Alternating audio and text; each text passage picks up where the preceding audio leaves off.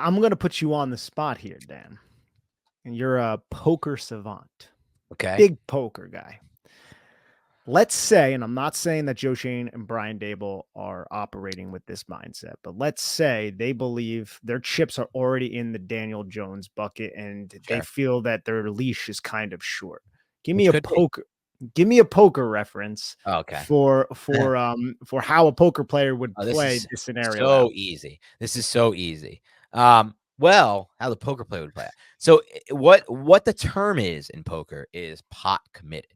Now, I'll tell you why this is an okay poker reference, because I think one of the biggest flaws in poker players' games are the poker players who just always consider themselves to be pot committed, and the poker players who are doing the math and the odds in their head, and based on the odds, they're deciding, okay, this is a situation where a lot of players think they're pot committed, but I know I'm actually not pot committed. And my best option is to fold and keep the rest of my stack and potentially add on.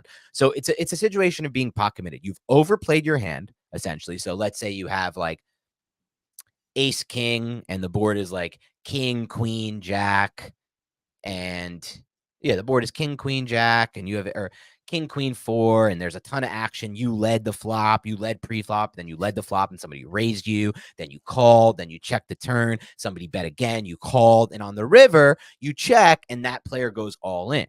No, it's on the turn you check, and that player also goes on. I'll tell you why it's on the turn, Nick. You got to keep the river around because there is a possibility that on the river, aka Daniel Jones, you can hit and have, I guess, a breakout. Now we can argue and debate about how many outs. That's another poker term, Nick. The player has the river, but we know they went all in. And you could say, I put in X amount of money. I'm pot committed. There's already this much in there, but you still have that 300 left. And the smart players will do the math in their head, Nick. They'll know the odds. They'll say, I only have 3 cards left in the deck that give me the win. That's a 6% chance going to the river. I don't care that it's only another 250 to me. There's 1,000 in there. When the reality, calling 250 to win 1,000 is 1 in 4 chance, 1 in 4 on your money. And that's not a 6% chance. It doesn't equal to making that decision. So that's the exact situation the Giants are in. There's still that upside, I believe, to them. They have to believe it. Why else did they sign him?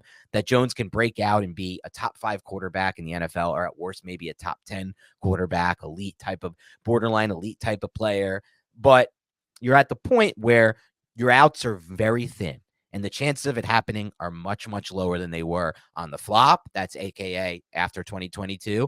On the turn, or pre-flop, I should say, when you drafted him, when you drafted Jones at first, and after his 2019 season that looked promising, and the flop was good. We had a king on the flop with top pair, but then the action started coming. After the flop, it's probably like the 2022 season. There's time passed, but he showed a glimmer of hope. Then on the turn and the river, that's when you make on the turn, I should say, that's when you have to make your big decision. And so that's the situation they face. But you're right, though, in the overall sense, Nick, and I didn't mean to get into all poker, but you did ask for that. But you're right in the overall sense, by the way, that it's a decision that's tougher for them than it is for us. Because, if you decide I'm not going to rip the Band-Aid off and I'm going to push back some of that Jones cap hit, it's 2025, we'll deal with it later, because it might not even be me dealing with it later. It might be a new coach and a new GM dealing with it later. I have a better chance to win right now. And you know what, Nick? I don't know if I can even fault them for that. Like, their jobs are on the line. This is their livelihood. For Joe Schoen, he may never get another GM job. I don't know if Dable will even get another head coach job now that all this negative press has been out about him. You know what I'm saying? That of course, I know what Yeah. you're saying, and one reason why I wanted to first off, I wanted to hear you bring in your just amazing understanding of poker and relate it Yeah. to the Giant situation because I do believe it is relevant. Secondly, the ground that Dable and Shane is on right now is shakier than I think. I don't want to make it dire, right? But I Yeah. do think it is a little bit shakier than we expected at the end of this season because of these anonymous reports that were coming out. You see I don't want to say insubordination because we're not exactly sure what happened with Wink Martindale, but kind of insubordination with possibly the Drew Wilkins and the Kevin Wilkins of the world, right? True. At least we can probably say that because it seems like they were leaking a lot of that stuff to Jay Glazer. Don't really know that for certain, but it at least appears that way. So if we have another year of instability, is Brian Dable gone? And what does that say for Joe Schoen at that point? And I think, I know that this is supposed to be a wide receiver podcast, but this organically kind of came about. And I really think this, obviously, it's going to affect their decision making when it comes to Yes. their biggest move and their biggest investment, which is Daniel Jones.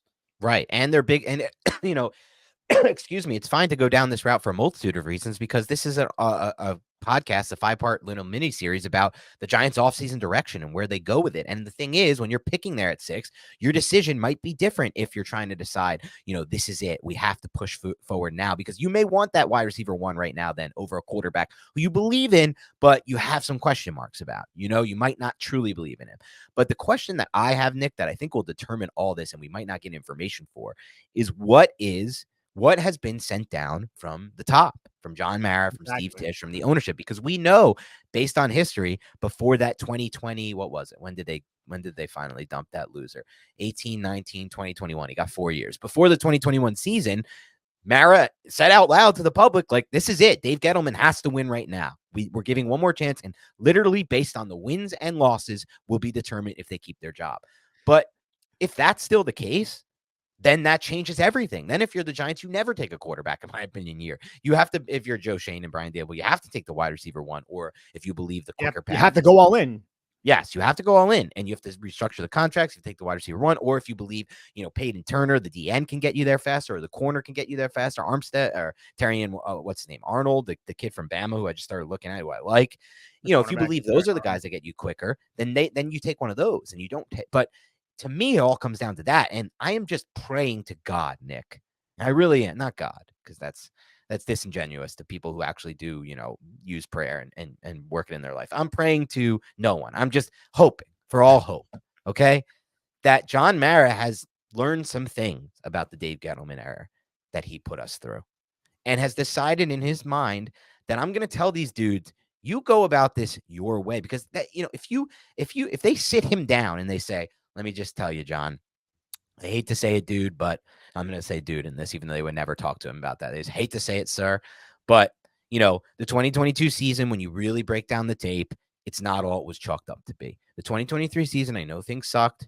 The injuries were there. But based on everything we have, man, we just don't have the same faith we used to have in Jones being the guy to win us a Super Bowl, or at least to take us compete for division consistently, if he's making 50 mil against the cap, John. And I know we said this would be the case, but we also said to you, we have an out after 2 years. We didn't give him 140 million guaranteed. We didn't give him 130, 125 guaranteed. We gave him half in guarantees, essentially. Then we pushed them back. We tried to win now. And so we probably gave him more like 60 to 65% in guarantees with the restructure they made on September 4th that freed up, 6 million cap space, 8 million more dead down the line, whatever it may be. But we already kind of told you that we need. And sure, you may not believe that 2023 was fair, but at this point, John, we need to have the ability to look forward, and you need to give us that leash. So that's what it's going to come down to me, Nick. Will John Mara give them that leash to kind of rebuild if they feel like the best option for this franchise, for them keeping their jobs long term, is to rebuild now and rip the Band-Aid off rather than keep doubling down on the Jones?